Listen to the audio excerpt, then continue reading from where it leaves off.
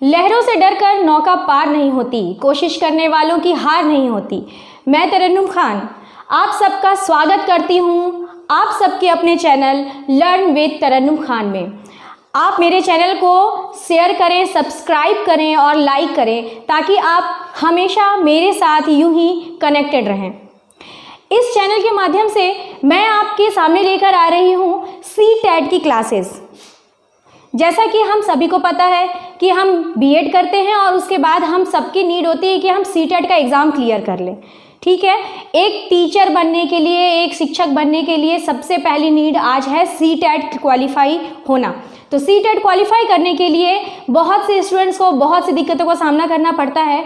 देखा जाता है कि दूर दराज के एरिया में कई सारे ऐसे स्टूडेंट्स भी होते हैं जो कहीं से भी इसकी कोचिंग प्राप्त नहीं कर पाते हैं, उन्हें कहीं से भी इसकी कोचिंग नहीं मिल पाती है।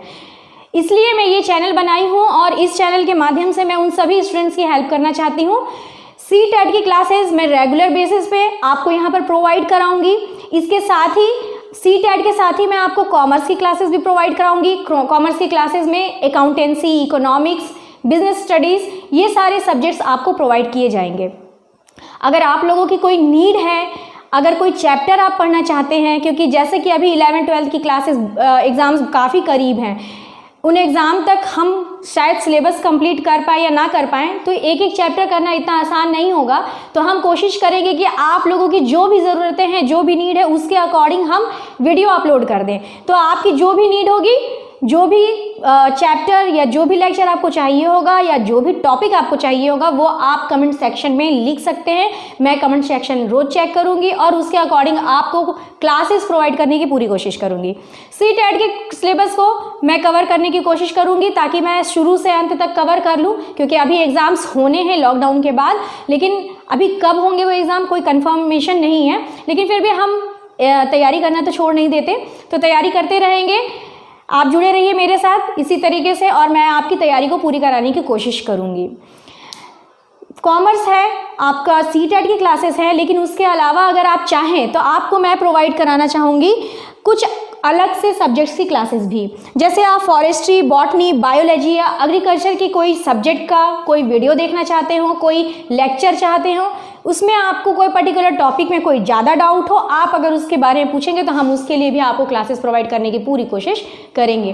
तो चलिए हम अपनी क्लासेस के बारे में आपको आगे अधिक जानकारियाँ देते हैं, लेकिन उससे पहले मैं चाहूँगी कि आप लोग प्लीज़ सभी फ्रेंड्स को, सभी रिलेटिव्स को और जिन भी लोगों को इन क्लासेस की ज़रूरत हो सकती है, आप देख सकते हैं यहाँ मैंने लिखा हुआ है CTET 2020।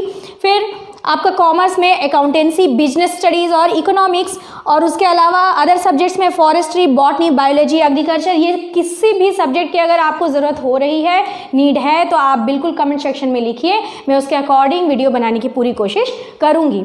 मैं आपको CTET के बारे में छोटी सी जानकारी देना चाहती हूँ, वो आप देख लीजिए।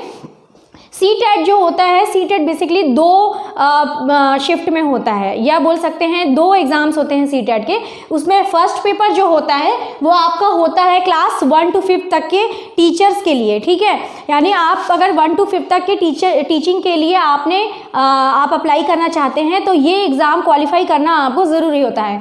CTET क्वालिफाई करने के लिए इसमें आपके जो 5 सब्जेक्ट है वो मेन आते हैं। ठीक है, वैसे ही अगर आप देखेंगे तो CTET में 6th to 8th के लिए आपको सेकेंड पेपर को क्लियर करना या क्वालिफाई करना ज़रूरी होता है।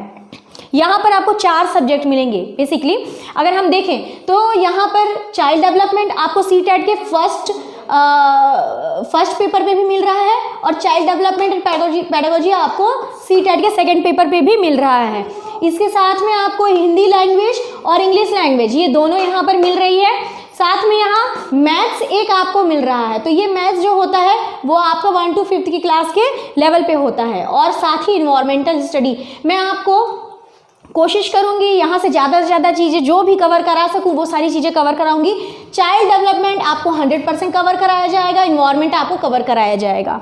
ठीक है, चाइल्ड डेवलपमेंट यहाँ भी आपका कवर हो जाएगा, और यहाँ पर आपका सेकंड तो हिंदी और इंग्लिश है, साथ में यहाँ एसएसटी, साइंस, मैथ जो आपका सब्जेक्ट होता है जिस पे आपने ग्रेजुएशन किया हुआ है उसके अकॉर्डिंग ये सब्जेक्ट्स होते हैं। तो ये जो भी सब्जेक्ट आपका स्ट्रीम होगा उसके अकॉर्डिंग मैं ट्राई करूँगी कि हो जाए, बट एसएसटी में कराने की कोशिश करूँगी।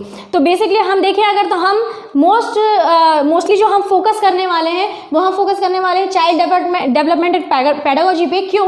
क्योंकि ये दोनों ही पेपर्स पे आने वाले हैं, ठीक है। ये बहुत इंपॉर्टेंट पार्ट होता है। बाकी चीज़ें तो आप अपने हिसाब से पढ़कर क्लियर कर लेते हैं, लेकिन चाइल्ड डेवलपमेंट और पेडागोजी एक ऐसा सब्जेक्ट होता है जिसको हिंदी में आप कहते हैं बाल विकास एवं शिक्षा शास्त्र। तो ये एक ऐसा सब्जेक्ट होता है जिसमें आपको पकड़ बनाना ज़रूरी होता है, क्योंकि एक टीचर को सबसे पहले यही देखा जाता है कि क्या वो अपने स्टूडेंट के व्यवहार को समझ सकता है या नहीं, और उसके अनुसार वो डिसीजन ले पाता है या नहीं, और इसी से रिलेटेड क्वेश्चंस आपको दिए जाते हैं। तो हम सब अब ट्राई करेंगे कि हम इस चैप्टर को कवर करें। तो चलिए हम अपने क्लासेस को अब आगे बढ़ाते हैं। क्लास में CTET के लिए जो पहला चैप्टर हमने लिया है वो चैप्टर है आपका ह्यूमन ग्रोथ एंड डेवलपमेंट, ठीक है। ह्यूमन ग्रोथ एंड डेवलपमेंट को समझने के लिए हम क्यों पढ़ रहे हैं ह्यूमन ग्रोथ और डेवलपमेंट?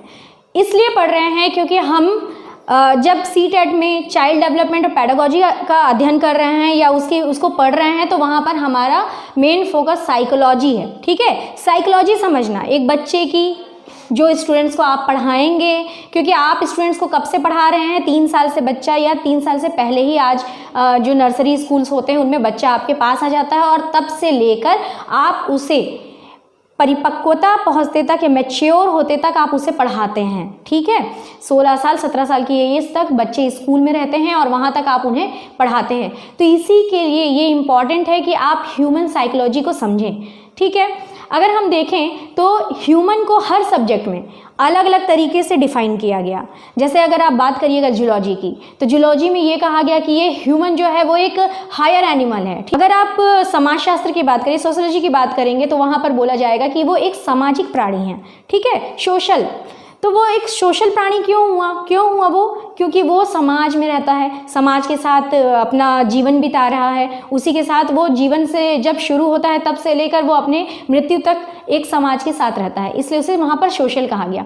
लेकिन क्योंकि हम यहाँ पर क्या पढ़ रहे हैं? हम पढ़ रहे हैं यहाँ पर साइकोलॉजी, ठीक है। तो अगर हम ह्यूमन को देखें कि साइकोलॉजी में ह्यूमन को किस तरीके से लिया जाता है, तो यहाँ पर उसे एक बायोसाइकोसोशल ऑर्गेनिज्म कहा जाता है। मतलब उसे एक ऐसा मनोशारीरिक जीव बोलेंगे या मनुष्य होता है वो, जो सोशली भी जुड़ा हुआ होता है, और उसे हम उसके इन्हीं चीज़ों से समझने की कोशिश करते हैं, ठीक है। मानव जो है उसकी सारी चीज़ों को हमको समझने के लिए उसको सबसे पहले समझना पड़ता है उसकी जो मेंटलिटी है, उसके रहन सहन है, या वो कैसा व्यवहार कर रहा है। इन चीज़ों का व्यवहार का अध्ययन ही तो साइकोलॉजी है, ठीक है। मनुष्य के व्यवहार का अध्ययन किया जाता है इसमें। तो इन चीज़ों को समझने के लिए हमको जो समझना पड़ेगा वो पहली चीज़ ये है कि उसका ग्रोथ या डेवलपमेंट किस तरीके से होता है। तो देखा जाए अगर तो ग्रोथ क्या है और डेवलपमेंट क्या है, तो हम नॉर्मली अगर बात किसी की करते हैं या नॉर्मल जो हम अपने बोलचाल की भाषा में बोलते हैं, हम ग्रोथ और डेवलपमेंट को एक ही समझते हैं, जबकि ऐसा नहीं है। ग्रोथ को अगर आप लीजिएगा, ग्रोथ एक अलग चीज़ हो जाती है, और डेवलपमेंट की जो है वो काफ़ी बड़ा एक्सपेक्ट है, उसका एरिया जो है वो काफ़ी बड़ा है, ठीक है। तो अगर हम देखें कि ग्रोथ क्या है, पहले हम यहाँ से लेंगे। हमारे लिए जो चीज़ इंपॉर्टेंट है पहली वो है कि हमको समझना होगा कि ग्रोथ क्या है, ठीक है। ग्रोथ क्या है? हम देखते हैं कि परिवर्तन जो है वो प्रकृति का नियम है, ठीक है। Change is the law of nature. जो भी चेंजिंग है जीवन में हम देखते रहते हैं वो होता ही रहता है, आप उसे रोक नहीं सकते। अगर एक मनुष्य के लिए देखा जाए, ह्यूमन के लिए देखा जाए, तो ये देखा जाता है कि जो ग्रोथ है वो पूरी ज़िंदगी चलते रहता है, ठीक है। पूरी ज़िंदगी नहीं बोलेंगे, परिपक्वता तक बोल सकते हैं कि जब जन्म से लेकर एक परिपक्वता की स्थिति तक वो चलते रहता है, ठीक।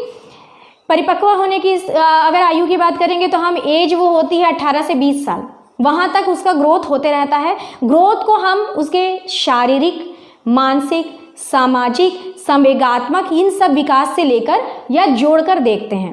विकास की इसमें अभिवृद्धि में विकास समाहित है, ठीक है। या बोल सकते हैं आप कि विकास में जो अभिवृद्धि है वो समाहित है, यानी कि जो आपका डेवलपमेंट है उसी में ग्रोथ शामिल है। ठीक है, अगर हम एक तरीके से समझें तो ये अगर ये डेवलपमेंट है, ठीक है, ये जो गोल मैंने बनाया ये आपका डेवलपमेंट है, तो ये इसके अंदर में जो चीज़ है ये आपकी ग्रोथ है। करेक्ट, ये जो है डेवलपमेंट है, अगर एक बड़ा एरिया डेवलपमेंट है तो इसमें जो एक छोटा एरिया है वो ग्रोथ है, यानी ग्रोथ जो है वो डेवलपमेंट का ही एक पार्ट हम बोल सकते हैं।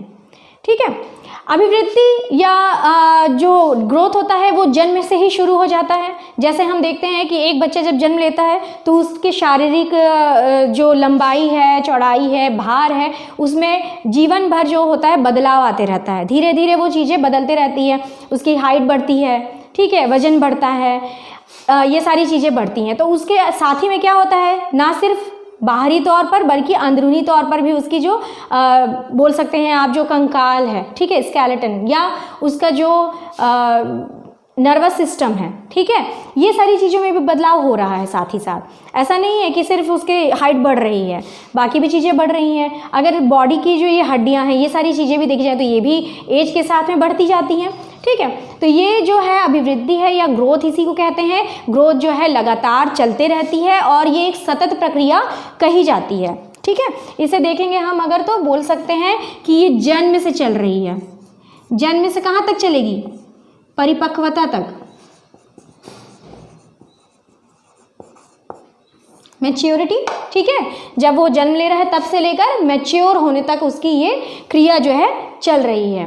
ठीक है, सेकंड देखें अगर हम तो इसको बोल सकते हैं कि ये एक सतत प्रक्रिया है।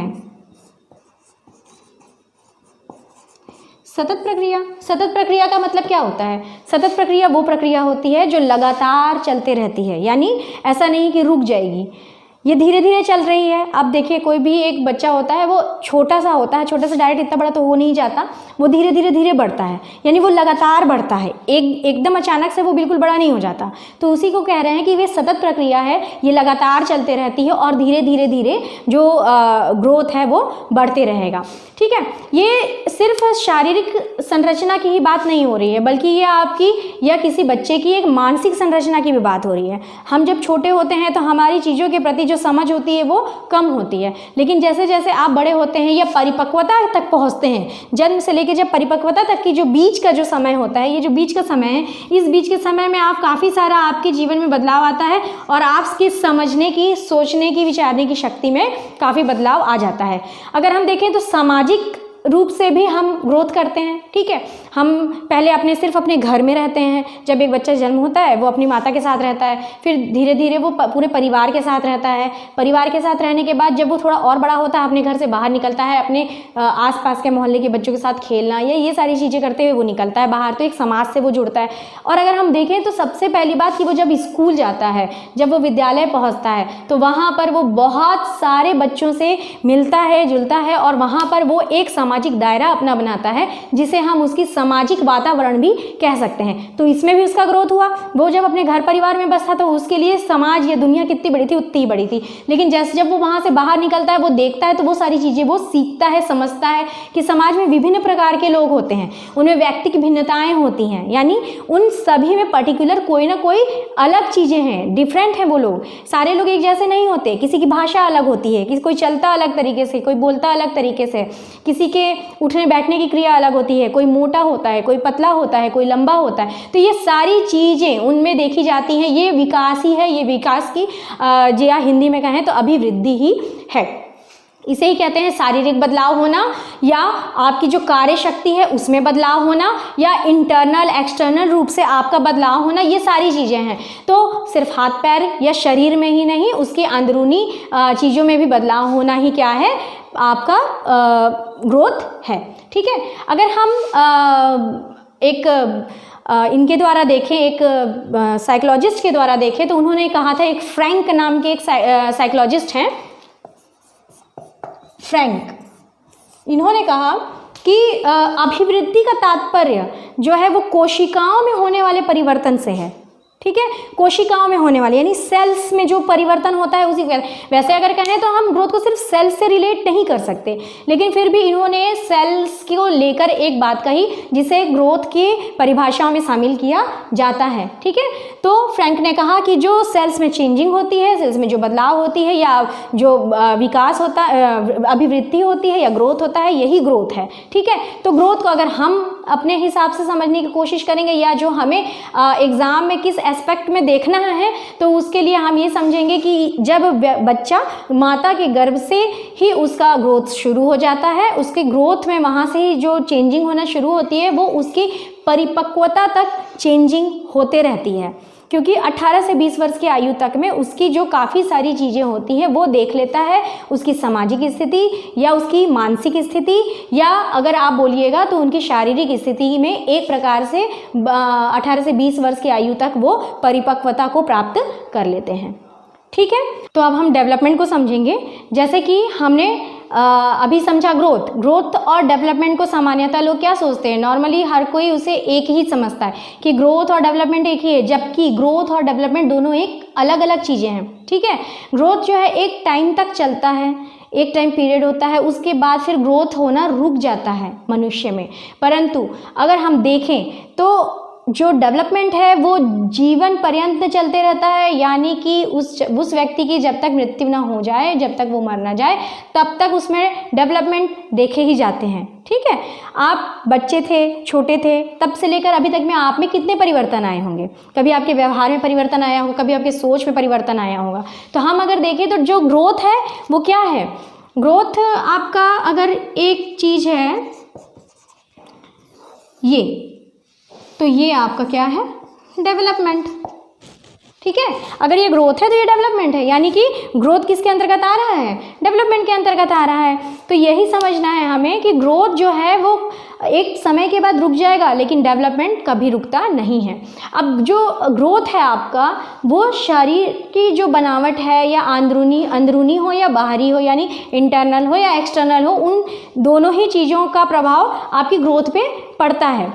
ठीक है, या ग्रोथ उसी को कहते हैं जो उनमें बदलाव होता है। लेकिन अगर आप देखेंगे तो जो आपका डेवलपमेंट है वो सिर्फ शारीरिक तौर पर नहीं होता, बल्कि उसमें शारीरिक मानसिक जो आपके व्यवहार में परिवर्तन होता है, जो आपके अनुभवों के द्वारा व्यवहार में जो परिवर्तन होते जा रहा है वही डेवलपमेंट कहलाता है। ठीक है, और हम महसूस भी कर सकते हैं कि जीवन में हम ये देखते हैं कि सामान्यतः हम हर किसी की लाइफ में ऐसा होता है कि एक समय के साथ साथ में उनके व्यवहार में परिवर्तन आते जाता है। ज़रूरी नहीं है कि किसी बच्चे को अगर बहुत गुस्सा आता था तो उसे जीवन भर गुस्सा ही आने वाला है। ठीक है, हो सकता है एक समय के बाद वो बहुत शांत हो जाता है। ठीक, ये सारी चीज़ें हमको देखने को मिलती हैं। तो यही आपका क्या है, मानव का विकास, या मानव का डेवलपमेंट।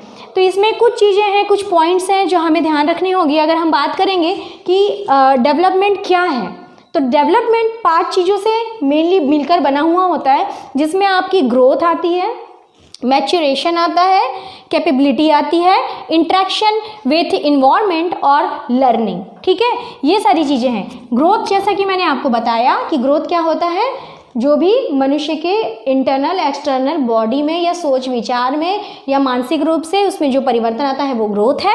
फिर मैच्योरेशन, परिपक्वता, यानी एक समय के बाद जब ग्रोथ जहाँ पर कंप्लीट हो जाती है तो उसे ही हम मैच्योरेशन या परिपक्वता बोलते हैं। कैपेबिलिटी, यानी आपकी क्षमता में जो परिवर्तन हो रहा है, आप हर व्यक्ति की क्षमता में परिवर्तन होता है समय के साथ साथ। जब आप किसी एक काम को बार बार लगातार कर रहे हैं तो आपकी क्षमता में, आप उसके कार्य क्षमता में परिवर्तन होता है, तो वही आपकी कैपेबिलिटी है। और इंटरेक्शन विद इन्वायरमेंट, यानी जब आप पूरी तरीके से समाज के साथ मिल रहे हैं, इन्वायरमेंट से जुड़ रहे हैं, आसपास के वातावरण से जुड़ रहे हैं। वातावरण में सिर्फ आपका घर परिवार नहीं आता, या सिर्फ वो हवाएं जो होती वही वातावरण नहीं होता।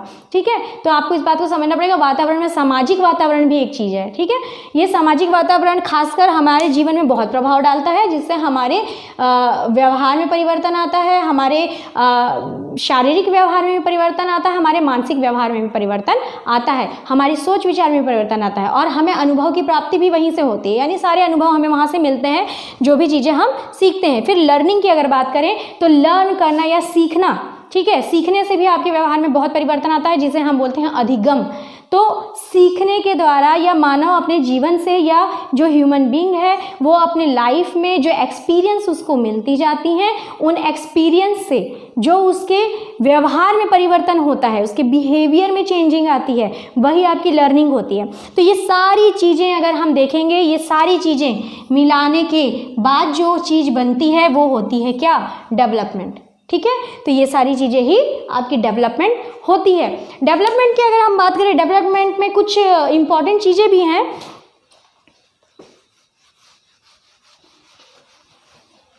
डेवलपमेंट में जो कुछ इंपॉर्टेंट चीज़ें हैं वो है आपकी सतत विकास। ठीक है,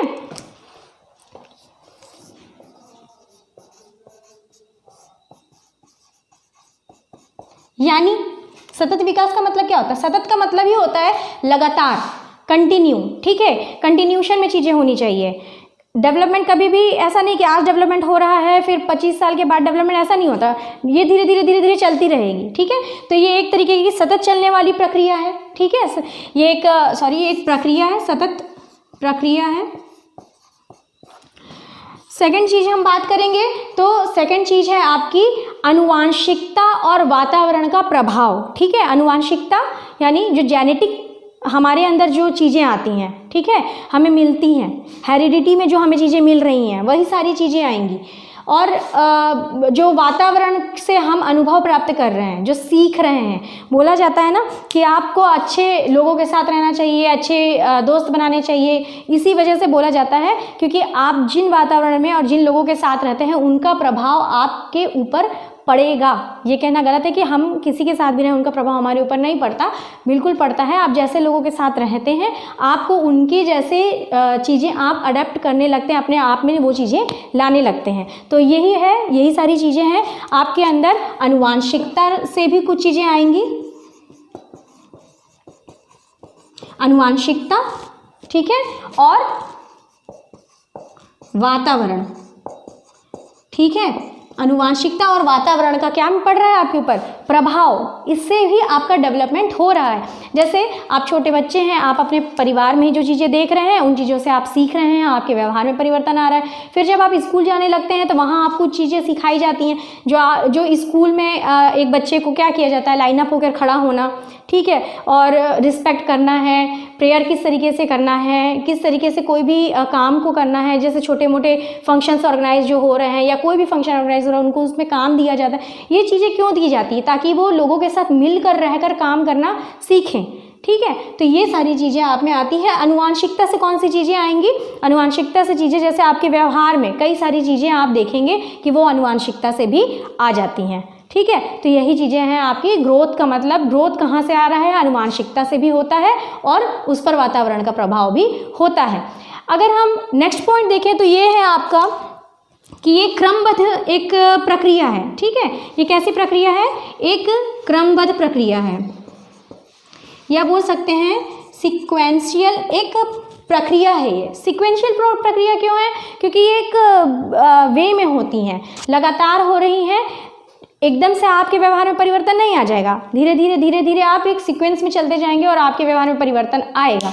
ठीक है, बचपन के बाद आप जब अपने अलग आयु में, एज में पहुंचेंगे वहाँ पर में आप में परिवर्तन आएगा। प्रौढ़ावस्था में आप पहुंचेंगे वहाँ परिवर्तन आएगा। ठीक है, ये सारी चीज़ें जैसे आगे बढ़ती जाएंगी वैसे ही उसमें परिवर्तन आते जाएगा। और एक बहुत अच्छा पॉइंट ये है कि इसमें कोई सीमा नहीं होती। ठीक है, अगर हम देखें कि डेवलपमेंट में कोई सीमा होती है क्या? तो कोई सीमा नहीं होती। सीमा कौन है? सीमा नहीं होती। तो सीमा नहीं होती मतलब क्लास की लड़की वाली सीमा नहीं होती, ऐसा नहीं है। सीमा का मतलब है कि कोई लिमिटेशन इसमें नहीं होती है, लिमिटेशन नहीं होती इसमें। यानी ऐसा नहीं है कि आप कुछ ही चीज़ें सीखेंगे, ऐसा नहीं, या आप एक आयु तक ही सीखेंगे, एज एक लिमिटेड एज तक ही सीख सकते हैं या आप में डेवलपमेंट होगा, नहीं। बल्कि आप जब तक जीवन आपका प्रारंभ हुआ, यानी आपने जब जन्म लिया तब से लेकर आपकी मृत्यु तक, यानी जब तक डेथ नहीं हो जाती पर्सन की, तब तक उसके विकास की जो क्रिया है, जो प्रक्रिया है, वो लगातार सतत रूप से चल रही है। ठीक है, अगर हम नेक्स्ट पॉइंट देखेंगे तो ये एक व्यापक प्रक्रिया है। ठीक है, व्यापक प्रक्रिया क्यों बोला इसको? व्यापक प्रक्रिया बोलते हैं। व्यापक प्रक्रिया मतलब ये बहुत वास्ट चीज़ है, छोटी सी चीज़ नहीं है। जैसे मैंने आपको पहले ही समझाया था कि जो डेवलपमेंट है उसमें इतनी सारी चीज़ें आती हैं, है ना। तो ये एक व्यापक प्रक्रिया है। ग्रोथ में ये ग्रोथ सिर्फ एक चीज़ है, ग्रोथ अपने आप में एक चीज़ है, लेकिन अगर आप डेवलपमेंट की बात करेंगे तो डेवलपमेंट में ये सारी चीज़ें, ग्रोथ, मैच्योरेशन, कैपेबिलिटी, फिर इंटरेक्शन विद इन्वायरमेंट और लर्निंग, ये सारी चीज़ें मिलाकर ही आपका डेवलपमेंट बनता है। तो डेवलपमेंट कैसी चीज़ है? डेवलपमेंट काफ़ी वास्ट चीज़ है, एक बहुत ही व्यापक चीज़ है। तो ये सारी चीज़ें मेरे ख्याल से आप लोगों को समझ में आई होगी। एक पॉइंट और आप रख लेंगे, मात्रात्मक और गुणात्मक इसमें परिवर्तन होता है, यानी क्वांटिटेटिव और क्वालिटेटिव इसमें चेंजिंग एक पर्सन में देखने को मिलती है। उसके अंदर जो मात्रात्मक परिवर्तन भी दिखेगा और उसमें क्वालिटी में भी चेंजिंग दिखाई देगी। तो ये सारी चीज़ें आपकी किस में शामिल होंगी, किस में आएंगी? मानव के विकास में या ह्यूमन डेवलपमेंट में आएंगी। तो अब हम अपनी क्लास को आगे बढ़ाएंगे, लेकिन मैं ये आपसे कहना चाहूँगी कि प्लीज़ आप मेरी क्लास को शेयर करिए, लाइक करिए, सब्सक्राइब करिए, क्योंकि ये आपके CTET के एग्ज़ाम में बहुत काम आने वाला है। आपको ट्राई करना है कि ज़्यादा से ज़्यादा लोगों को आप यहाँ पर जोड़ें और वो ये क्लासेस देख पाएँ, ताकि हम अपनी क्लासेस को इसी तरीके से आगे बढ़ाते रहें। मुझे लगता है कि किसी भी चैप्टर को या किसी भी टॉपिक को समझना हो अगर हमें, तो हमें उन दोनों में डिफरेंस करके समझ लेना चाहिए। अगर दो टॉपिक के बीच में आप डिफरेंस करके समझ रहे हैं तो पहली चीज़ आप उसे कभी भूलेंगे नहीं, और दूसरी चीज़ वो डिफरेंस की वजह से वो आपको हमेशा याद रहेगी लिखने के टाइम में भी। ठीक है, एक भी अगर आपको अच्छे से याद है तो आप दूसरा अपने आप लिख सकते हैं।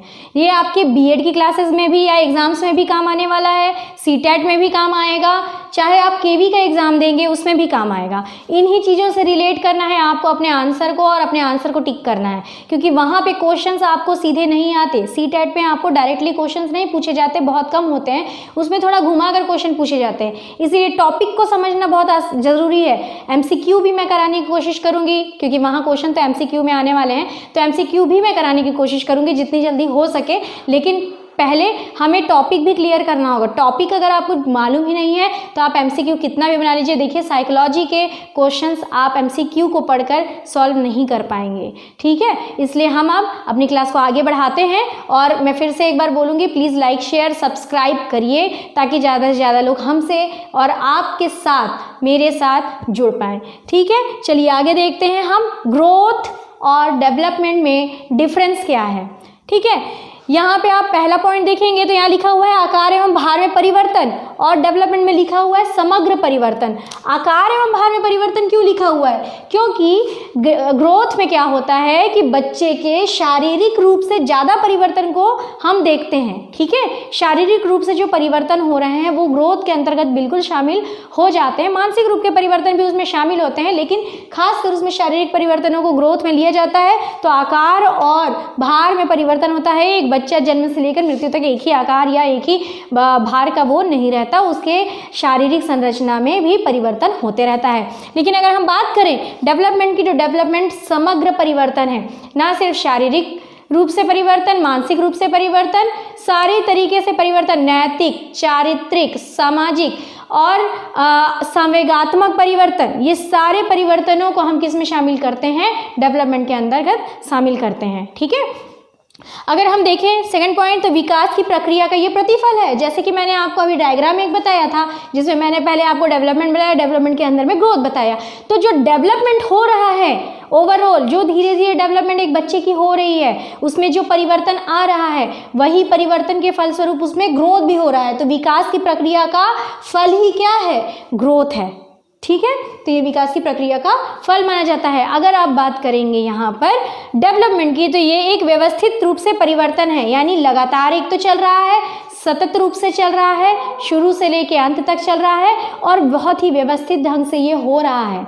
ठीक है, डेवलपमेंट एकदम अचानक से भी नहीं होगा, ये एक व्यवस्थित ढंग से किसी भी व्यक्ति में बदलाव आएंगे, उनके अनुभव में, उनके व्यवहार में परिवर्तन आएगा। अगर हम देखें तो ग्रोथ को इकाई में मापना संभव है, ठीक है, लेकिन इसे परीक्षणों के द्वारा मापा जाता है। डेवलपमेंट को किसके द्वारा मापेंगे? परीक्षणों के द्वारा, लेकिन इसे हम इकाइयों के द्वारा भी माप सकते हैं। क्यों माप सकते हैं? क्योंकि जैसे अगर आप हाइट की बात कर रहे हैं, वजन की बात कर रहे हैं, तो किलो में आप मतलब जो केजी है उसमें आपने उसे नापा है। ठीक है, हाइट को आप नाप सकते हैं फीट में, तो तो ये सारी चीज़ें हैं। लेकिन अगर आप डेवलपमेंट की बात करेंगे तो ये परीक्षणों के द्वारा ही संभव है कि आप परीक्षण के द्वारा डेवलपमेंट को समझ सकें कि किसी व्यक्ति की कितनी डेवलपमेंट हुई है। विभिन्न प्रकार के परीक्षण हैं, आगे कोशिश करूँगी कि वो भी आपको कवर करा दूँ। तो वो परीक्षणों के द्वारा एक डेवलपमेंट को नापा जाता है। ठीक है, अगर हम ग्रोथ की बात करें तो इसे संकीर्ण प्रक्रिया बोला गया है और इसे व्यापक प्रक्रिया बोला गया है। संकीर्ण का मतलब छोटा, ठीक है, ये जो है इसका दायरा छोटा होता है, ग्रोथ का दायरा छोटा होता है क्योंकि ये जन्म में शुरू होगा लेकिन परिपक्वता तक आने के बाद ये समाप्त हो जाता है। जबकि डेवलपमेंट की आप बात करिएगा तो ये एक व्यापक प्रक्रिया है, बृहद प्रक्रिया है, जिसमें ग्रोथ तो शामिल है ही, साथ में हमने देखा था कैपेबिलिटी भी शामिल होती है, मैच्योरेशन भी शामिल होता है, इंटरेक्शन विथ इन्वायरमेंट भी शामिल होता है और भी आपकी लर्निंग शामिल होती है, ग्रोथ तो शामिल होता ही है। तो इसलिए इसे कहा गया कि डेवलपमेंट आपका क्या है, एक व्यापक प्रक्रिया है। अगर हम नेक्स्ट की बात करें तो ग्रोथ जो है परिपक्वता तक सीमित होती है और अगर डेवलपमेंट को देखें तो वो जीवन पर्यंत में चलता रहता है। ग्रोथ कहाँ शामिल हो रहा है, कहाँ समाप्त हो जाएगा, परिपक्वता में। ठीक है, परिपक्वता में आने के बाद एक बार ग्रोथ क्या होता है, समाप्त हो जाता है। क्या आपने कभी किसी को देखा है कि 35 साल 50 साल की आयु में उसकी हाइट बढ़ गई हो?